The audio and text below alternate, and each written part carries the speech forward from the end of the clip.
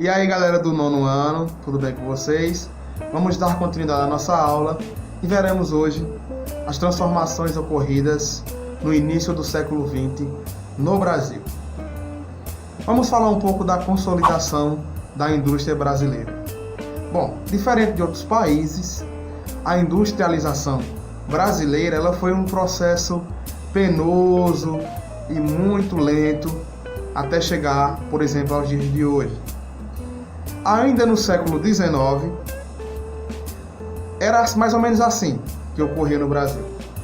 Quando o Brasil estava bem com os produtos que eles importavam, de fora, produtos de fora, aí as indústrias brasileiras vendiam muito pouco, porque todo mundo preferia o que vinha de fora. Quando o governo brasileiro, o Império, resolvia essa questão, aí as indústrias brasileiras entravam em ação e vendiam seus produtos. E aí o brasileiro consumia mais os produtos nacionais. Era assim, sempre foi assim. Tinha a era dos importados e tinha a era dos exportados. Mas acontece que a indústria brasileira ela trabalhou de forma visando o seu mercado, exatamente o exterior.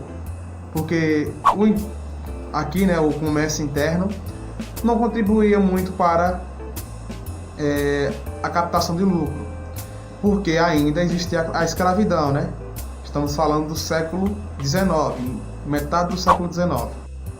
E o grande surto nesse processo de industrialização brasileira vai ocorrer exatamente entre as décadas de 1840 e 1850. Por quê? Quando é que vai surgir várias indústrias nacionais? Estou falando das indústrias nacionais, exatamente no território brasileiro. É com a criação de duas leis. É a Lei Tarifa Alves Branco, de 1844. Essa lei ela prevê o aumento das tarifas na questão alfandegária. Isso vai fazer com que os produtos importados fiquem mais caros. Então, se os produtos que vêm de fora ficam mais caros, os brasileiros vão preferir comprar os produtos nacionais, que são mais baratos. Então, essa é uma das questões que impulsionou o processo da industrialização brasileira. A outra lei é a Lei Eusébio de Queiroz, de 1850. Essa lei prevê o fim do tráfico negreiro. Então, o traficante de escravos, ou o traficante de humanos, ele, durante muito tempo, acumulou muito capital e agora ele vai ter que investir em outro setor. Ele vai investir exatamente no setor industrial. Vários desses traficantes das grandes famílias, das famílias tradicionais, vão virar agora empresários, donos de fábricas e de indústrias. Outra fase que também a gente não pode esquecer, é exatamente a fase da Primeira Guerra Mundial, que é quando o setor industrial, os produtos importados, praticamente o mundo está em crise, ninguém está comercializando com ninguém devido à guerra, e as fábricas e as indústrias brasileiras vão ter que se manter, e vão ter que surgir novas fábricas porque os produtos importados não estão mais chegando no Brasil. E também com a crise do café vai ter que surgir outros produtos para a comercialização interna brasileira, do comércio brasileiro. E aí São Paulo vai ser um grande centro porque já vinha nesse processo industrial há muito tempo e vão ser criadas políticas que vão investir também na indústria brasileira. E exatamente nesse período entre guerras, entre a Primeira Guerra e a Segunda Guerra, é que vão surgir várias indústrias em São Paulo. E São Paulo vai ser um grande centro industrial do Brasil. O processo também que não devemos esquecer é o processo de imigração, que é quando outros povos de outros países vêm para o Brasil. É um conteúdo, um assunto triste da história brasileira, porque sabemos que em 1888 foi assinada a Lei Áurea que abolia a escravidão. Sabemos que a maior população da época era de ex-escravizados, eram de negros. E agora esse povo não tem para onde ir, não tem como trabalhar. Acontece que as grandes famílias, as famílias oligárquicas, as famílias que estavam no poder, as famílias que eram donas de escravos, de seres humanos, compartilhavam de uma ideia que era o darwinismo social, que é uma ideologia racista que vê a raça branca como a superior e que as demais raças, ditas por eles, né, raças indígenas, negros, orientais, deveriam ser excluídas, por exemplo, do poder.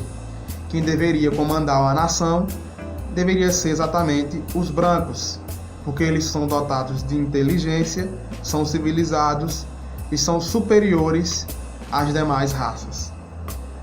E com essa ideologia do darwinismo social, várias famílias, donas agora também de grandes fazendas, de indústrias, vão preferir pagar que outras pessoas venham de fora, por exemplo, povos europeus, italianos, alemães, poloneses e outras nações. Eles estavam pagando a mão de obra desse pessoal para eles virem morar aqui no Brasil, para acontecer o processo do embranquecimento da população brasileira, porque a população brasileira era praticamente negra, os negros eram a maioria. Aí vai acontecer o processo migratório. Vários povos de outros países, também corridos da fome, corridos das guerras, tanto na Primeira Guerra Mundial como na Segunda, vão vir para o Brasil em busca de novas oportunidades. E essas famílias oriundas, essas famílias ricas, que tinham um poder político e econômico, preferiram dar trabalho para os imigrantes italianos, por exemplo. Vai ser nesse processo, vai ser nessa época que lá em São Paulo vai ter muitos italianos, lá no sul vai chegar os poloneses, os alemães, e outros povos de outros países, né? E os negros, infelizmente, vão continuar sendo marginalizados, vai continuar sendo excluídos da sociedade. É nesse momento também que vai surgir várias favelas, exatamente por essa exclusão, porque o negro não vai ter como trabalhar, muitos deles não vão ter direito à educação. E isso é um processo triste da história brasileira. Aí tá aí no Você Sabia de Vocês. Em 1918, o Brasil contou com a formação de um movimento chamado Sociedade Eugênica de São Paulo. Bom, pessoal, esse movimento era totalmente racista, e você vê que não tinha crime, não era crime, o racismo não era crime, e era escancarado o racismo aqui no Brasil. Esse movimento ele previa a castração, por exemplo, de raças não brancas, de negros, de índios.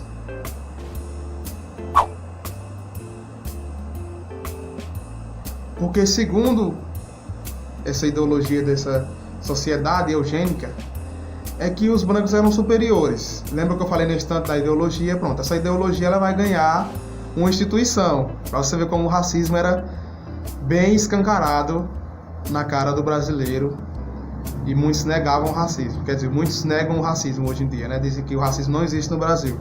E ele existe, ele só é velado, ele só é maquiado.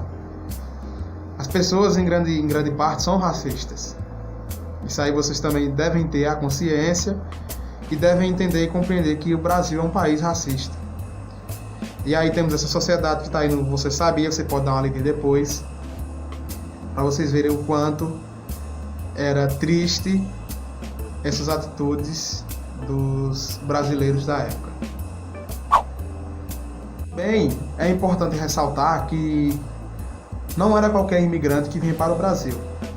Eram exatamente escolhidos os imigrantes, e eram de preferência camponeses pobres que poderiam ser controlados pelas famílias oligárquicas brasileiras, né? Não é qualquer um imigrante. Por exemplo, um imigrante rico não queria ser controlado aqui no Brasil, né? Um imigrante europeu rico. Então eles escolhiam exatamente os pobres. Aí lá em São Paulo vai ter um grande fluxo de italianos. No Rio de Janeiro, um grande fluxo de portugueses vão para o Rio de Janeiro. Ali no sul, alemães, suíços, poloneses, enfim, outros povos vão exatamente para essas regiões ali no sul. E grande parte desses povos que vão ali para o sul não quiseram se misturar com os brasileiros, fizeram colônias exatamente desses povos. Por isso que tem muitas cidades lá em Curitiba, por exemplo, Santa Catarina, que a maioria, a população exatamente maior é de brancos. E os negros são mínima a participação dos negros. Participação não, a quantidade de negros nessas cidades ali de Santa Catarina, do Rio Grande do Sul e do Paraná. Porque exatamente foram os povos alemães que já tinham aquela ideologia também da supremacia branca, né? Esses povos também, quando vieram para o Brasil, a maioria tinha essa ideologia da supremacia branca, porque era a ideologia que praticamente rodava o mundo todo, que era que a raça branca era a raça superior. Professor, então o senhor está dizendo que os negros não tiveram como trabalhar no Brasil, todos ficaram morrendo de fome? Não estou falando isso. Estou falando que em grande maioria, a grande maioria dos negros foram excluídos da sociedade, foram excluídos de participarem da política, por exemplo. Os negros não tinham direito a votar. Essa é uma questão. As mulheres também não tinham direito a votar. Então, pessoal, essa é a nossa aula de hoje, foi a nossa videoaula de hoje. Espero que vocês tenham gostado. E na próxima aula iremos dar continuidade, tá certo? Um abraço e até mais.